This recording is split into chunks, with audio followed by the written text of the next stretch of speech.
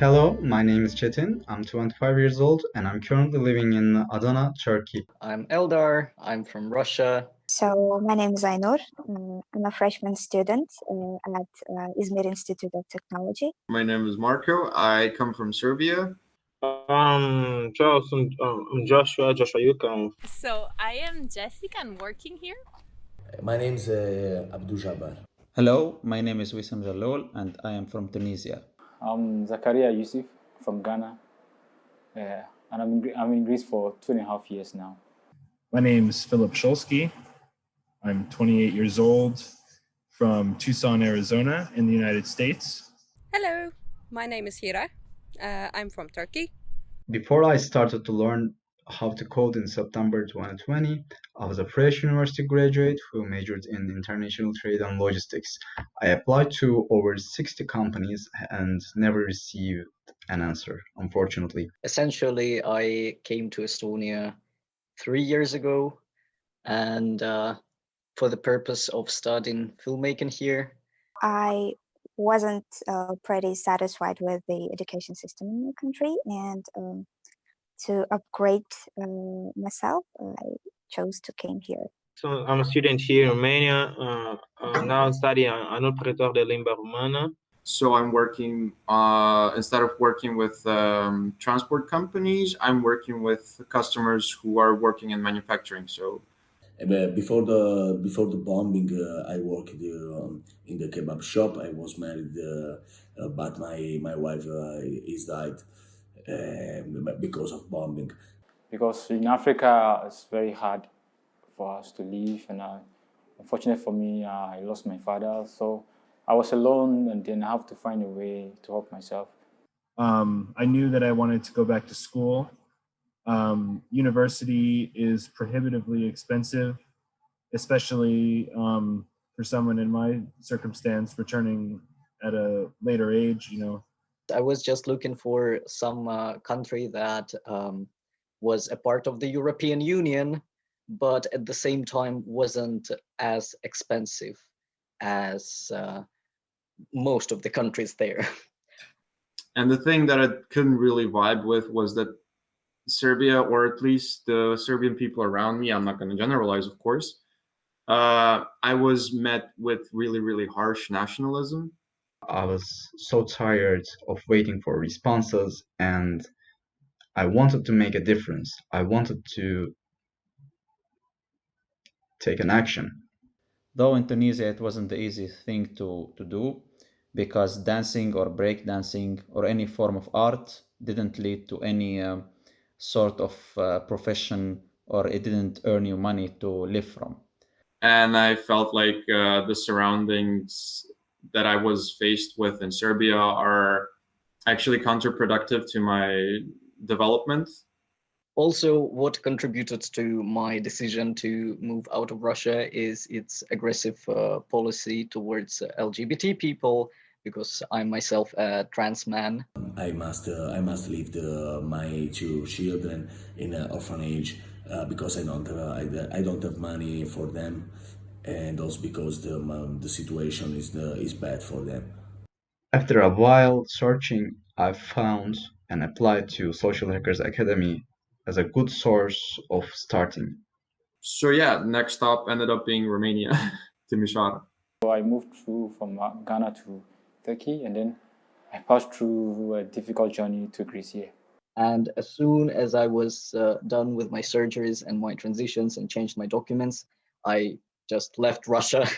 The travel lasted 5 days. I arrived in Venice the fifth day, and I slept on the street. At international Romanian airport in Bucharest. Was kind of it broke me there because I didn't receive a good treatment there. Yeah, when I came here, I realized that the Estonia being part of the Soviet Union back then wasn't actually a good thing for me. The situation between Russians and Estonians is pretty intense here. it was in the winter and it was snowing. It was freezing. It wasn't so that much easy for me. I'm from Turkmenistan, even though my country is also like the most part of population are Muslims. The coverage style is different. And when I came here, I saw that like even like almost every woman is covered. Also, I was lost with everything because I had no idea of the history of this country, had no idea of what people are like here. It was just a very quick decision. I applied to this university in the very last moment. I started working in a hostel, which made me have a really international group of friends. I started to get to know people mostly through my dog because she's so friendly, and so I met other dog lovers. My ex at the time, her dad worked at the US Embassy, and so that's kind of what brought us to Estonia, is we had some sort of a support base already here, people that know us and are like us. Take extracurricular activities, maybe like sports with other colleagues. Also, IESEC, because I was a member for half a year, I think, the first semester of my master's studies. So it gave me like a community spirit, and I felt welcome. I found that dancing here has more professionalism, has more opportunities than like the situation that was in my country. I remember that I was assigned to build a simple button with just HTML, and after that, after I created a button, I had a big that's it moment to myself. Because of its nature. Like, I come from Istanbul, which is basically concrete everywhere. And in here, everywhere is green and different shades of green. You know, back home, people can be kind of, they have a short temper with kids or they have little patience.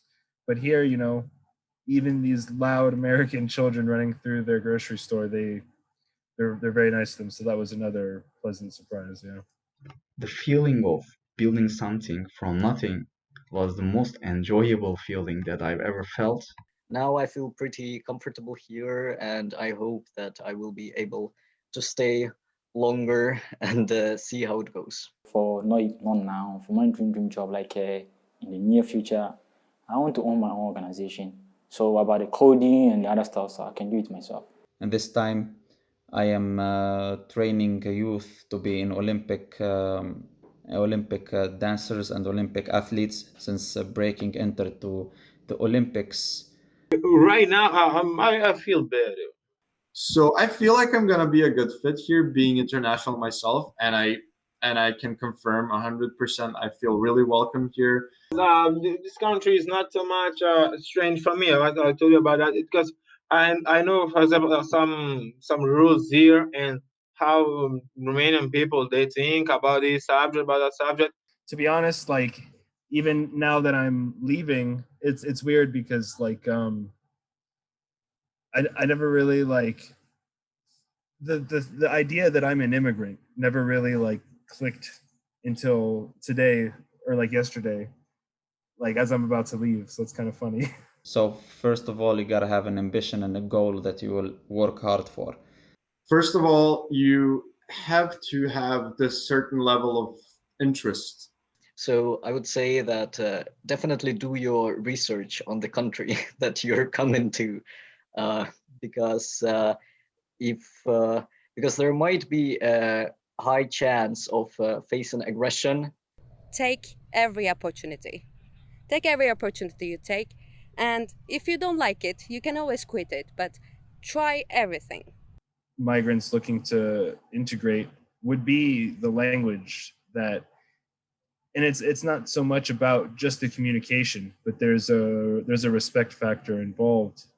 I prepared for it. So I never went to any country without having a job previously. But also not judging the people that aren't nice with you. You have your own idea. You don't think the same way, but it's okay. You should try to understand them and maybe take some parts that you like and leave some parts that you don't like. In Russia, we say that Estonia was a part of the Soviet Union.